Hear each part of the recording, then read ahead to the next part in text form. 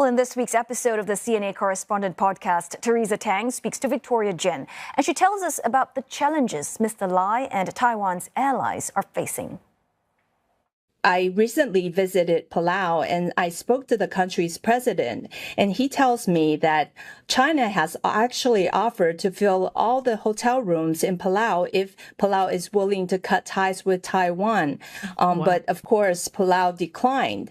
And he said the main reason for Palau to not accept such attractive economic incentives is mainly because of its agreement with the U.S., that the U.S. has promised to provide military and financial aid to the country.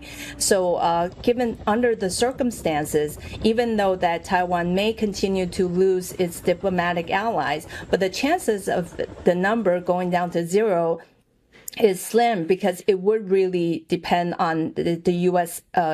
Attitude, and the chances of the U.S. allowing that to go down to zero is very slim. And you can catch the rest of that episode and other behind-the-scenes conversations with our global team of reporters on our podcast, CNA Correspondent. And just a reminder, it's also available on our website, CNA or Me Listen apps, as well as on Spotify and Apple Podcasts.